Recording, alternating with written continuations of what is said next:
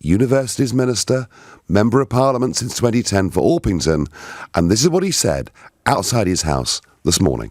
I haven't got any further comment to say other than it's been an honour to be MP for Orpington and a minister under 3 governments, but it's time to move on and I've got to get to work. There he goes, he's gone.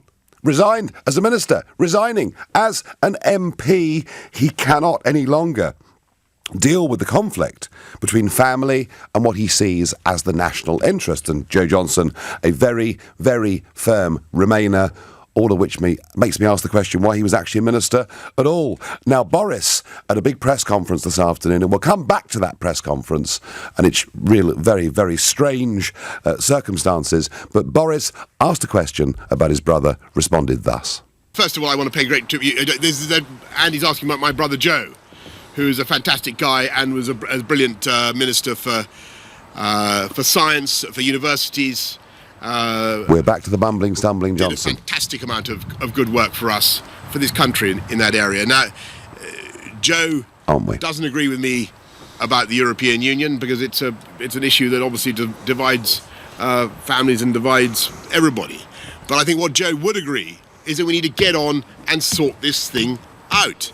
And I think what Joe certainly would agree, and I think he said as much this afternoon, is that this government has exactly the right priorities when it comes to dealing with the issues that really matter to the British people. And I'm talking about making our streets safer, I'm talking about improving our hospitals and improving our education service. So I thank Joe for all the work that he's done and for the support that he's given for our domestic agenda.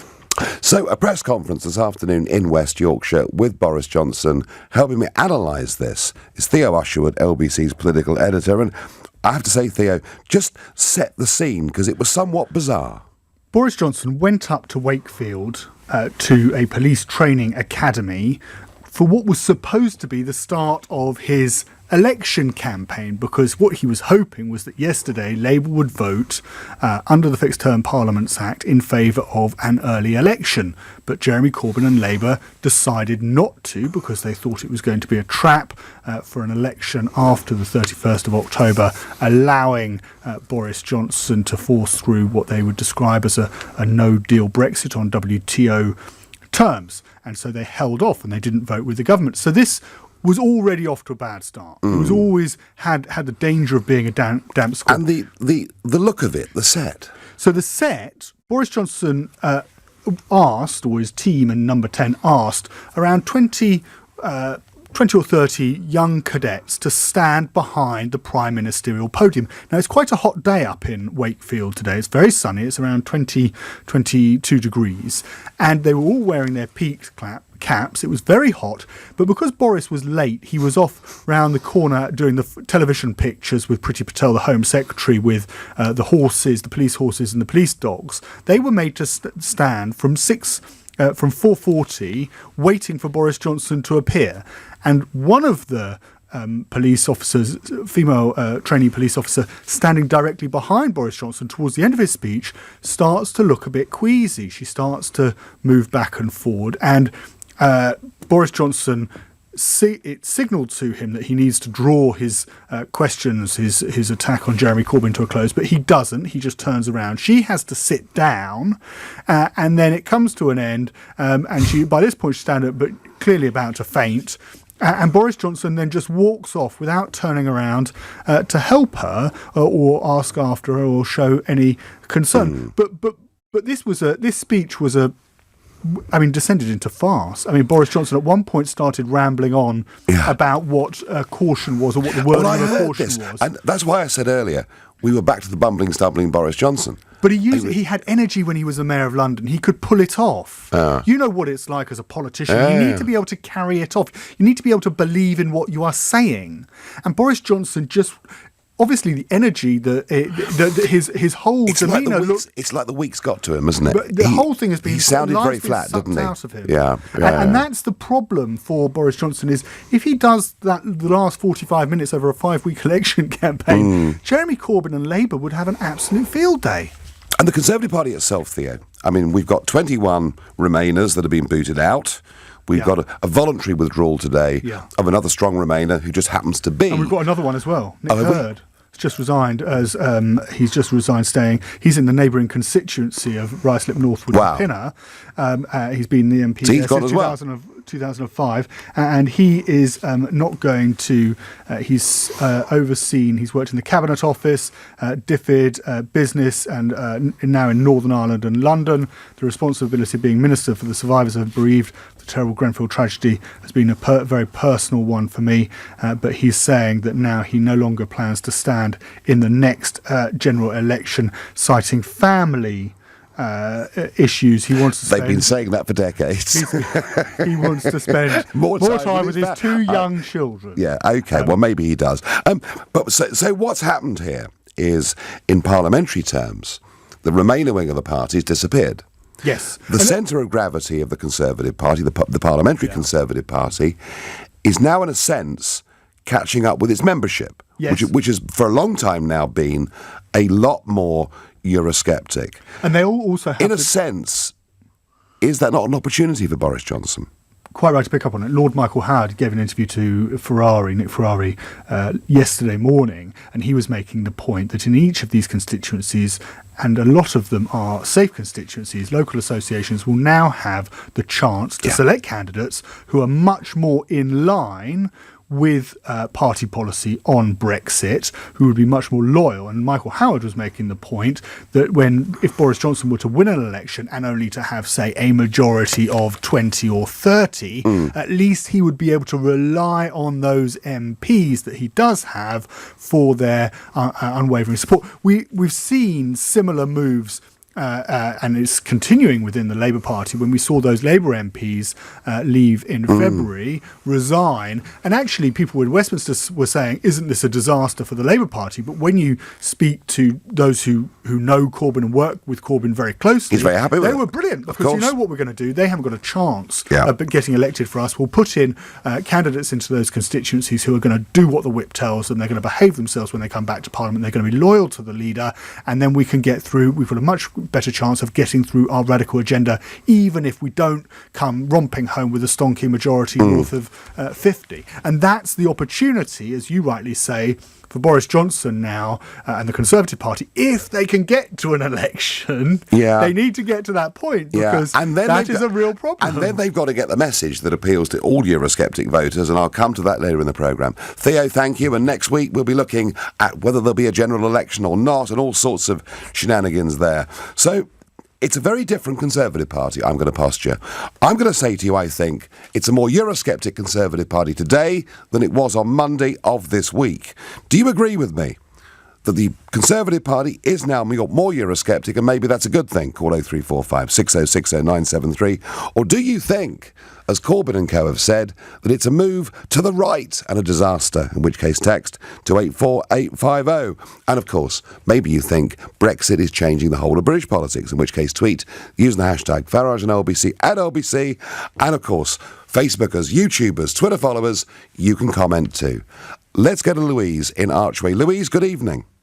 Hi there, Nigel. So, is it a more Eurosceptic party? Could that help Boris? Well, it is clearly showing that the remainder of the party is the Eurosceptic wing. But I actually just wanted to also raise a point that I'm slightly confused as to exactly what your position now is, because I feel like there's been a lot of kind of contradiction in the things that you've said about what you actually want from Brexit. And when I say... So I'm talking about Boris Johnson, not me, Louise. I know you're talking about Boris Johnson, but I'm just asking you, if you were in Boris's shoes, what would your next move be? Do you welcome a general election? I mean, you are also head of the Brexit Party, so obviously... You kind of have a position in this that's slightly different to just any other onlooker. On the general election, I think Boris's slight problem is he's sounding a bit like Vicky Pollard. Yes, but no, but no, but yes. It's all over the place. I don't want an election. I do want an election. Today, I don't want an election, but we need an election. So he's not been as clear on that as perhaps he could be. Clearly, Boris now does not command a majority. He's in deficit in Parliament. He is pushing to get a general election through. And in that, Louise, I think he's right. I don't think Brexit's going to happen without an election. But do you also think that we now face, constitutional change? There's no way that we can continue in the way that we currently are. the current political system is clearly fragmenting and is no longer, seems to no longer be functioning. It seems that we've got two parties shifting to the extreme left or the extreme right, and we've got a kind of array of new kind of groups forming, and obviously a rise in the sort of centre-right, centre-left party, as we've seen MPs, moving to the Lib Dems. So therefore, do we now need to see some real constitutional reform or reform of the electoral system? What would your position be on that? Louise, I would reform the electoral system. I would completely scrap the current postal voting system, which is out of control, open to abuse. I would get rid of the House of Lords, replace it with something nearer to a Senate. I would be a radical reformer of our entire electoral and democratic system. I think it's proved to be not fit for purpose. You're listening to The Nigel Farage Show here on LBC at 6:15, and time for the BBC's political editor made the point that back in 2014 he was covering Boris at City Hall. Never had he seen a worse performance from Johnson. And this, Kieran from London says, Bojo has lost his mojo. He's almost incoherent. Blustering nonsense, and he really was struggling. But politically, the Remainers are all going. Is this a big opportunity for Boris Johnson to unite the party around him? Well, let's hear Boris at that conference talking about his Brexit proposal. I just want to make a quick point about spending money in this country, which is that there are some people who are now suggesting that we should spend £1 billion more a month, not £750 million, but £1 billion more a month to stay in the European Union beyond October the 31st. And I have to tell you, I don't think that would be a good use of public money. And I'm going to make sure that we don't have that unnecessary delay. And I'm going to do everything I possibly can to make sure that this country comes out of the EU on October the 31st. But unfortunately, Parliament voted yesterday effectively to scupper our negotiating power and to make it much more difficult for this government to get a deal. So what I want to do now is to really give the country a choice. And we either go forward with our plan to get a deal. A deal, you say? Take the country out on October the 31st, which we can, or else somebody else should be allowed to see if they can keep us in beyond October the 31st. And I have to tell you, I don't think that would be the right way forward. As I've been saying here for 2 weeks, it's the deal. He is pushing for a deal. He didn't even talk about any alternative, like leaving with no deal. He wants a deal. Now, when you ask the public, do you want a deal? They say, yeah, that sounds all right. When you ask them, do you want Mrs. May's deal reheated and with some changes? They say, no, the hell we don't. And I think his opportunity to unite the party around him is there with the Remainers gone, but not if he's pushing Mrs. May's withdrawal agreement. That is my premise. Let me know what you think. Tim says to me, being Eurosceptic is not going too far to the right. Well, actually, the idea that Eurosceptic is hard right is ludicrous. Tony Benn was a leading Eurosceptic. Marty is happy and says, at last, a right-leaning Tory party. The country is desperate to quit, and without Joe Johnson, they'll be better off. What does Laura, a new caller from Haverhill, think? Oh, hi, Nigel. Good Thank evening. you for taking my call. Not at all. So, is it potentially good news for Boris if all the Remainers go? Yes, absolutely. This is what I was saying to your researcher a moment ago. Boris, his brother, has obviously quit today. He's obviously a Remainer. He obviously knows that they're pushing for a Brexit agenda if there is a general election imminent.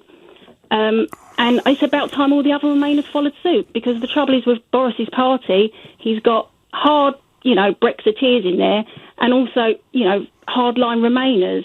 And that's been a lot of the problem for the Conservatives for the past 3 years, is, they've been trying to please each other, and no one's been pleased at all. And obviously with the votes that have happened this week, it's really caused Boris a lot of problems, in his first week sitting in Parliament.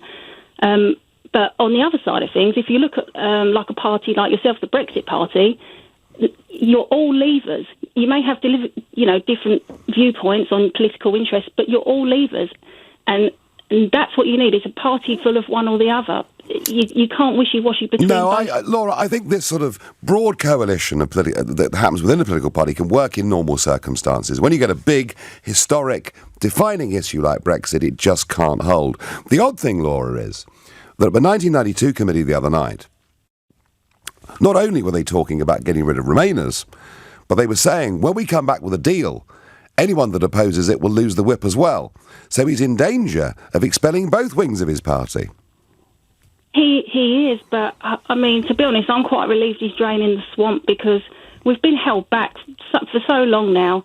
I mean, Parliament, you know, the people are watching it from the outside thinking, we just can't believe how stagnant, and they're denying, they're deniers of democracy, and it's appalling. The whole week has seen our democracy traduced, Laura. It has been an absolutely shameful episode. It has, Nigel, and I'm at the point now where I believe they're setting dangerous precedent, because if democracy is denied and they force Remain, which I'm starting to worry that is going to be the case, there'll be a lot of smug people out there happy that's happened, but the detriment to the country, it will be irreparable, because nobody will have any faith ever again in voting that their vote will count. Well, right now, the Labour Party seem to want to stop Brexit and even stop us having a general election to have a say. No, it's absolutely appalling.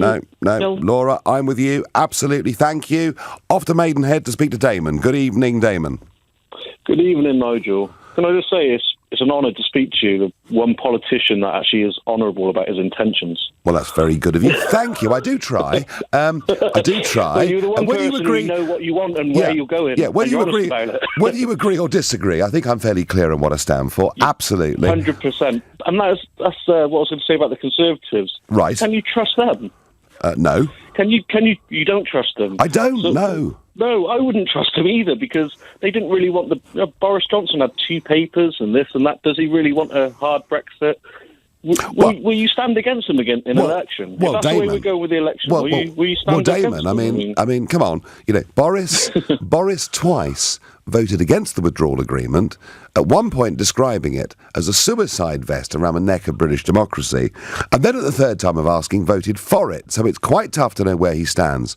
Exactly. I think he has a chance to unite the Conservative Party, a more Eurosceptic Conservative Party, but I'm not sure that reheating Mrs May's deal is going to do that. The Tories are known for towing the party line as well, you know what I mean? Well, they were until this week. And a few of them left, like 21, but the vast majority stayed. And I think, is it time for the Brexit Party to go to the general election? That's what I want to know. Really. Well, the Brexit Party being the leader for the Brexit Party. It's a very simple position, Damon. If he wishes to pursue a reheated version of Mrs May's deal, he'll get no support, no help, but total opposition from the Brexit Party. If he goes for a clean break Brexit, very different kettle of fish, and we want to help him. Damon, thank you. Going to go to Elizabeth, a new caller from Heathrow. Hello, Nigel. Thank you for taking my call. Not at all. I think that I've got the answers of 3 questions on today's topic. Wow, go. The first one is Joe Johnson. Boris has been very loyal to his brother, but I would like to say, why did he take the job in the government in the first place? Agreed. Now, I can answer that. Mm-hmm. And he took the job because there wasn't an election looming, and he probably would have been safe for a couple of years. Now, secondly, as you said before, Joe Johnson, he's a very pro-European. He's married to some lady that's got a high-up job in The Guardian. Need I say more? It's not a crime to work for The Guardian, is it, Elizabeth? Yeah, he represents... it's not. Come on. I didn't say any more, did I? No, all right. He represents Orpington, which had a 58% leave, and even though he's been MP there for about 9 years, and everyone was happy with him, I know people in Orpington, but unfortunately, people are now leaving Remain, and they're not really Conservative and Labour anymore. A lot of people are Conservative and Remain. And he knew he would have been ousted from his seat in this forthcoming looming election that's going to be here in a couple of months. I'm not sure about that. I don't really agree with that. But anyway, well, he doesn't need. He probably would have been ousted. It's my belief. He doesn't need the money, and he saved his face. So everything's brilliant. And my last and final point, lastly, Nigel. Oh, I wouldn't want to argue with you, Elizabeth. I tell you, go on, far on. Okay, I listened to CEO Usherwood's report about Boris at the police conference, or whatever it was. Yeah. And saying that he was lacking in energy and everything. And I know the answer to that as well. Oh, gosh. He's actually bleeding from all the knives that he's had stuck in his back this week. Right, OK, Elizabeth, your full resume of the day. Thank you very much indeed. Elizabeth should start doing a podcast. There's no question about it. I get on Facebook from Lynn. The Conservatives cannot be a broad church on Brexit. You need 100% focus and unity to go forward. And Lynn, I agree with that. But here's the problem. Boris in that speech said, we're going to get a deal. We're going to put it to Parliament. He told the ERG that if they opposed the deal he brought to Parliament, they would lose the whip too. On the face of it, the Conservatives should be more reunited this week around a Eurosceptic position. But in reality, the path Boris is pursuing is going to leave them very, very split. You're listening to the Nigel Farage Show here on LBC at 6:30 in time for the news with Lisa Aziz. Boris Johnson says he'd rather be dead in a ditch than ask Brussels for another delay to Brexit. He's told reporters on a visit to West Yorkshire he doesn't want an election at all, but cannot see any other way to resolve the impasse with MPs over what Boris Johnson is going for. He wrote a letter on the 19th of August to Donald Tusk saying it was his highest priority to get a deal. If we get rid of the backstop with one or two amendments to the political declaration, that would be satisfactory. Leo, we know exactly what he's going for. But even during difficult times, Boris does have the ability to produce memorable words and phrases. Yesterday, he accused Corbyn across the chamber of being a chlorinated chicken, which was pretty funny. This was the big soundbite from Boris today. Can you make a promise today to the British public that you will not go back to Brussels and ask for another delay to Brexit? Yes. I can. And would you I'd rather be dead in a ditch. You see, that's Boris. So you would resign first, Prime Minister, rather than go and ask for that delay? I just don't. It costs £1 billion a month. It achieves absolutely nothing. What on earth is the point of further delay? I think it's totally pointless. And, that phrase, I'd rather die in a ditch. And that, of course, is leading news bulletins at LBC and across the country. And that's what Boris is good at. He's good at grabbing the attention. He's good at making his point in a certain way. He potentially has a Conservative Party that is more united now than it's been for some time, certainly in Westminster. I'm just not sure he's got the policy that'll keep them together. What does Kerry and the Shetland Islands think? Good evening to you. Well, good evening, Nigel. Thank you for having me on your programme this evening from the lovely Shetland Islands. I've got to say that I'm very concerned about what Boris is trying to do right now because he is playing a very dangerous game of poker. And I think the British people have sussed him out pretty succinctly in doing that. And I say that very sincerely because I actually voted to leave the EU based upon getting back the 200-mile fishing limit. Absolutely. And being from Hastings originally, with my good friend Paul Joy down there, not to mention any names, which I have done, those 10-metre fishing boats are bereft in what they're trying to do. Let me say that Boris Johnson is trying to initiate a stand which is absolutely obtuse. We got to go back to the Night of the Long Knives, and I don't mean the last one, I mean the one before in 1934, when Hitler tried to dispel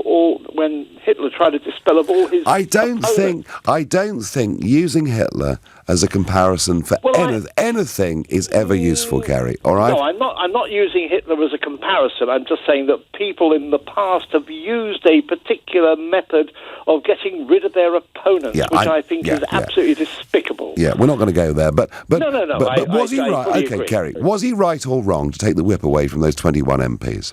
He was absolutely wrong to do so. It was blackmail in my regard. But given that Brexit is the defining issue of the age. Surely the Conservative Party cannot go on with its broad church approach.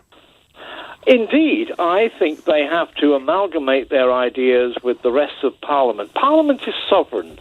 We know that the people aren't sovereign. Believe it or not, for all those people I don't agree with that. I don't agree with that. Parliament works for us. Parliament works for us, not the other way round. They're not the masters. We're the masters. Well, we might well be, but we voted the people into Parliament. They're sovereign. They're trying to make a decision that will be to the benefit of the people, not to the benefit. But they gave us the right in this regard to make the decision. That is what the referendum was for. Well, we realise all that, but you know, if we leave without a deal, and I never voted to leave without a deal, but I think Boris Johnson is playing poker because he wants to leave without a deal. And if you take the example of the fact, and I wasn't going to mention this because I did mention this to the researchers, which I think is very pertinent, and I'd just like to put this past you if I could. If we leave without a deal, even if we leave with a deal, without a deal is the most thing, our exports will not require the European Union to respect any tariffs. We'll be charged tariffs. So sheep farmers in Shetland. By the way, we've got a sheep auction here in Shetland in the next week or so. It might be the last one. Well, Kerry, they will charge us £6 to £7 billion in tariffs, and we'll charge them, and we will charge them about £12 billion in tariffs. Not that I'm making an argument for protectionism, but I tell you what is interesting. You voted to leave because you wanted back the 200-mile limit, and absolutely, and what a massive resource and asset that would be, particularly for the Shetland Islands. Goodness gracious me! Yes. Because of course Norway's got it, the Faroes have got it, Iceland's got it, and you guys haven't got it. But I will say this to you: if we leave with the deal of the withdrawal agreement, you will never get back that 200-mile limit because it's already written in that that's not going to happen. If we leave with no deal, we can claim it back as rightfully ours. How about that?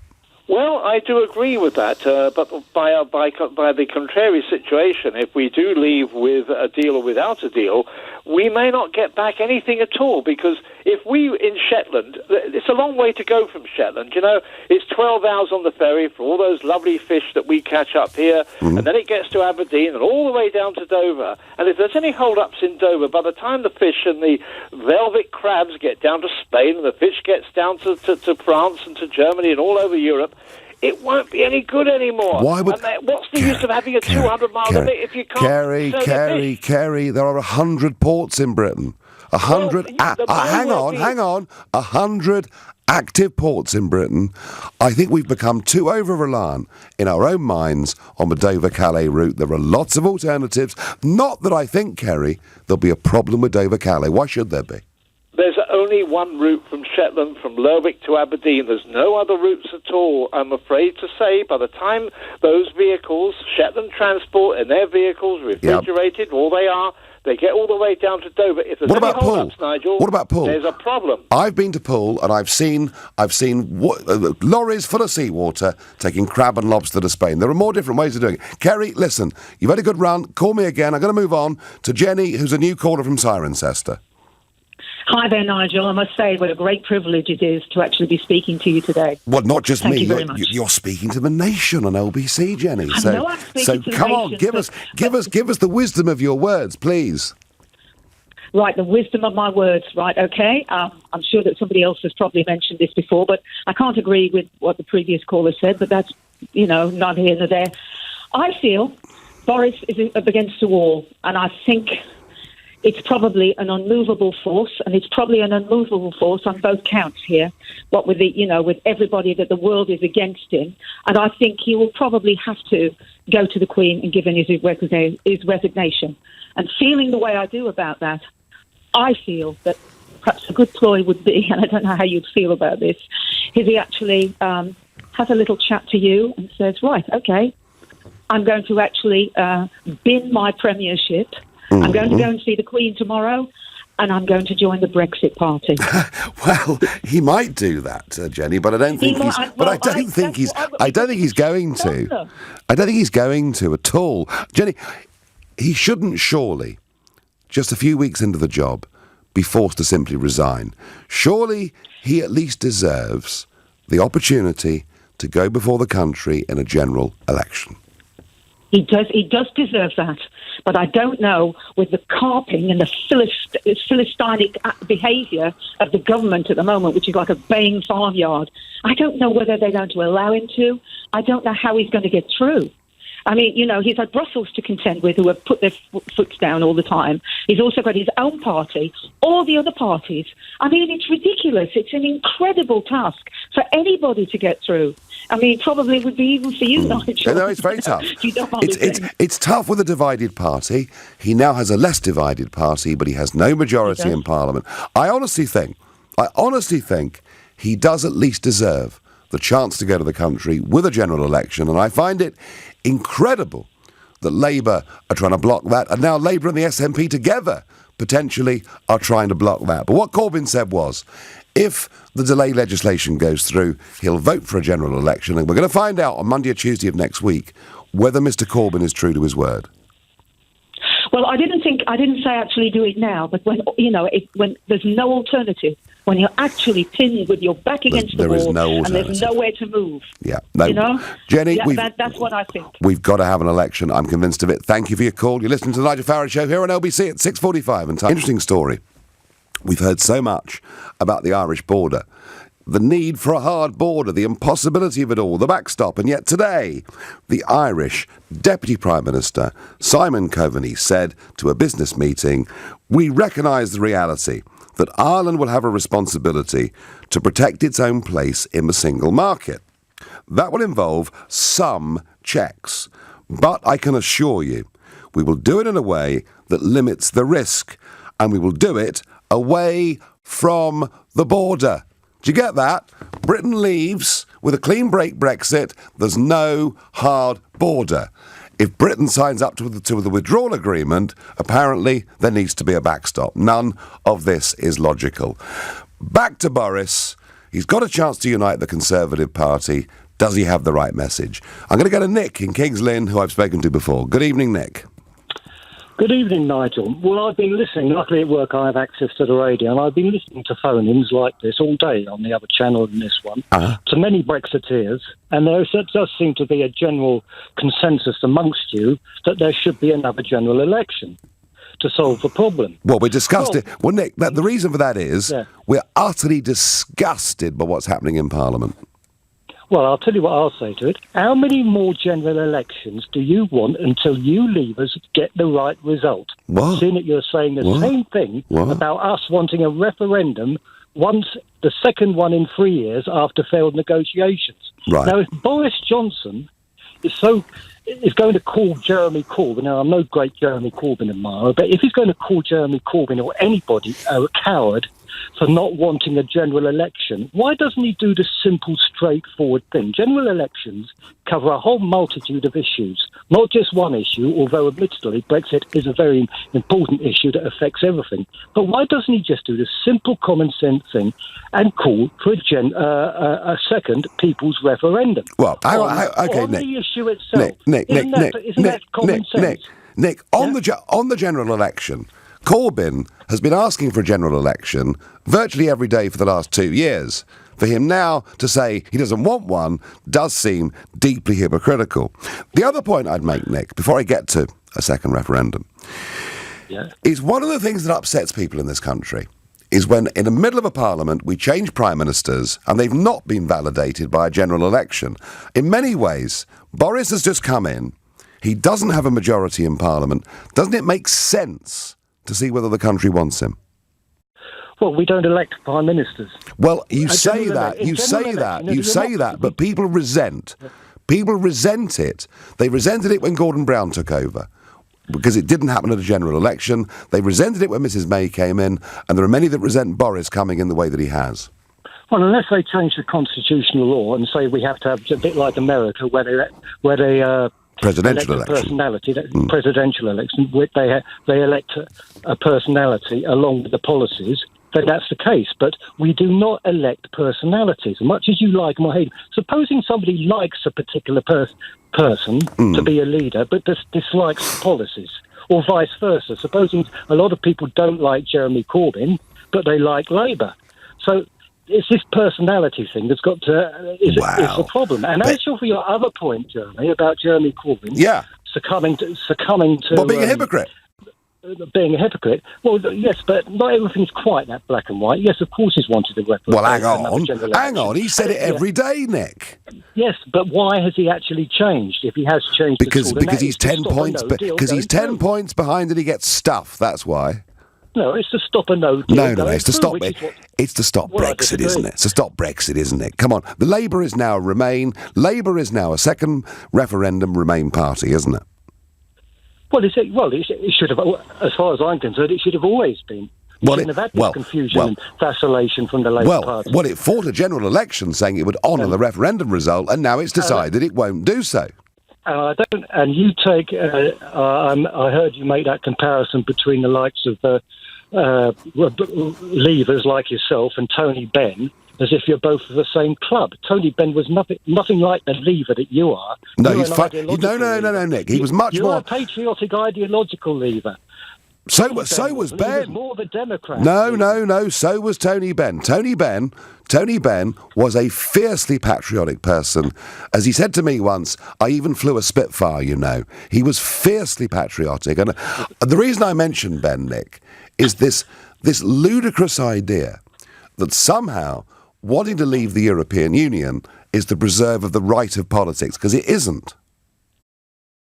Well, Tony Benn, you say, is patriotic, but he wasn't quite as patriotic in the way you say. He wanted to abolish the peerage, having been a peer himself. He was very. Well, I want to get rid of the House of Lords. Scrap the lot. Absolutely. Yeah. Well, no, you haven't entirely been consistent on that. Well, I've been very consistent, Nick. But go on. Nick, you might go there one day. Nick, listen. Will you accept my point that Euroscepticism is not a preserve of the right? Yes, I do accept that. I've always accepted that. Good. And unfortunately, the whole purpose of that referendum, you say that, the whole purpose of that referendum we had in 2016 had nothing to do with Europe. Really? It was a deliberate attempt of the right establishment to divide the nation even more than it was.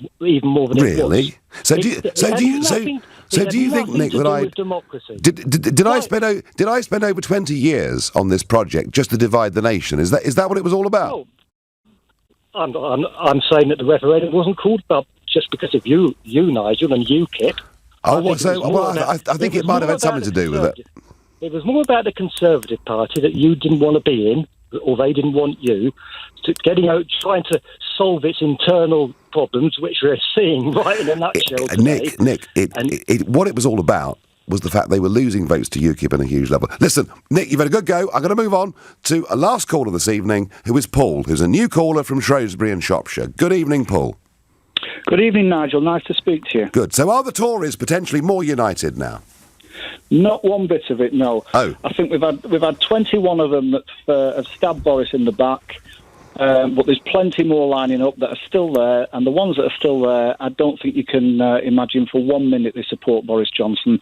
I think they're just waiting for, if there's an election, they'll get re-elected on a Brexit ticket, and then they'll do exactly the same again, and they'll be the next group that'll stab him in the back.